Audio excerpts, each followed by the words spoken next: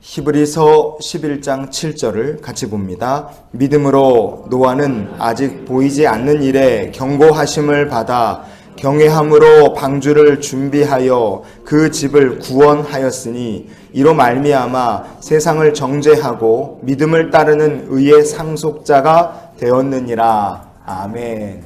오늘 본문을 보시면 믿음으로 살았던 노아를 가리켜서 그 삶의 결과가 의의 상속자가 되었다 이렇게 말씀합니다. 믿음으로 살았더니 어떤 결과가 나왔느냐, 오늘 의의 상속자가 되었다는 이 말씀을 통해 우리를 향하신 하나님의 마음을 좀 나눴으면 좋겠습니다. 믿음으로 살았더니 노아의 삶에 어떤 결과가 있었느냐, 첫 번째는 말씀을 보면 그가 그의 집을 구원받는 역사가 나타났어요. 우리도 동일하게 하나님이 믿음으로 살면 가정이 구원받는 역사를 더하실 줄 믿습니다. 두 번째는 뭐냐? 노아는 믿음으로 세상을 정죄했다 이렇게 말씀합니다.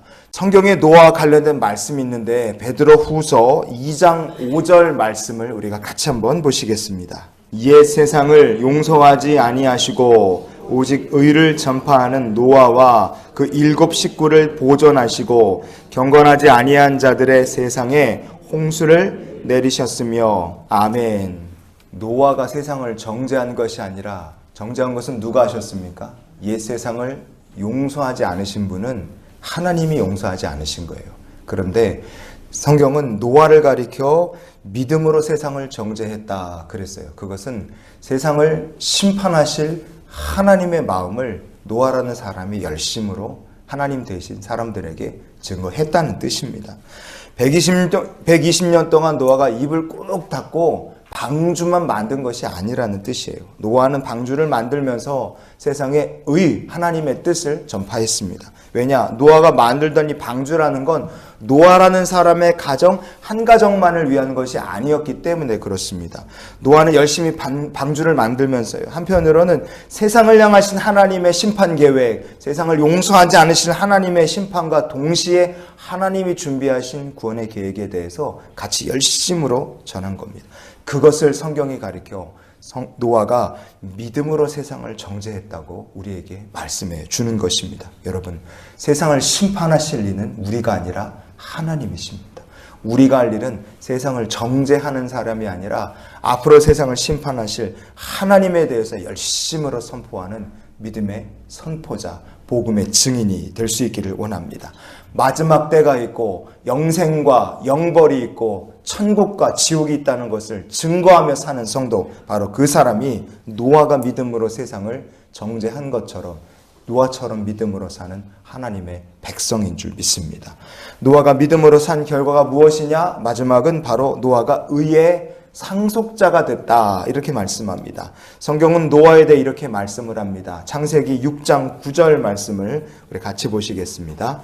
이것이 노아의 족본이라. 노아는 의인이요 당대 완전한 자라. 그는 하나님과 동행하였으며. 아멘.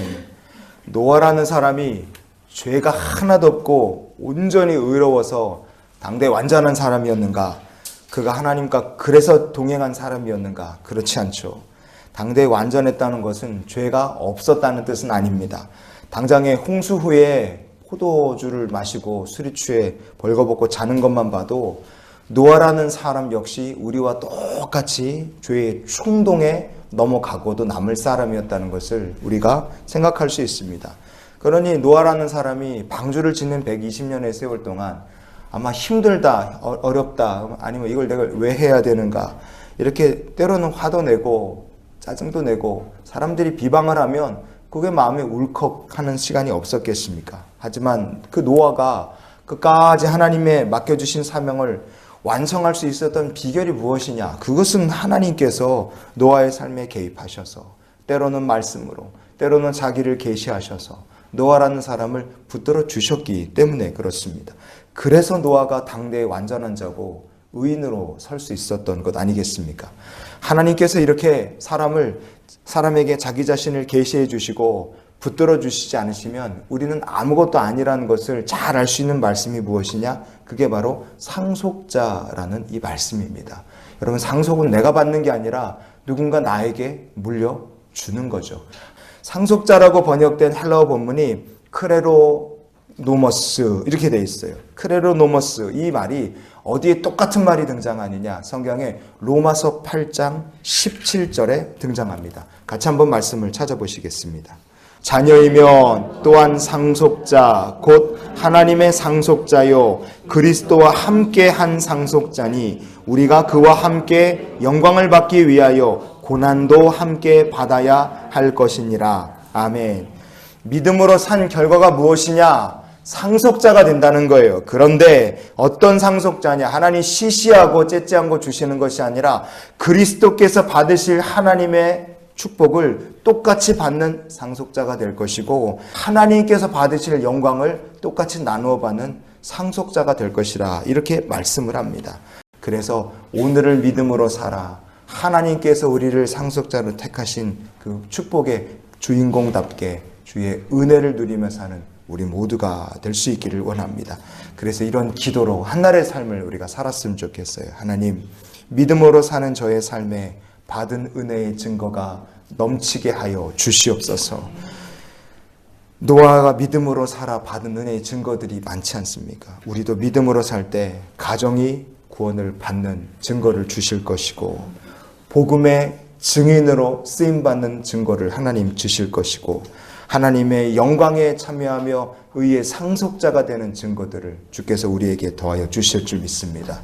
오늘도 노아와 같이 믿음으로 하나님과 동행하는 복된 날이 되시기를 주의 이름으로 축원을 드립니다.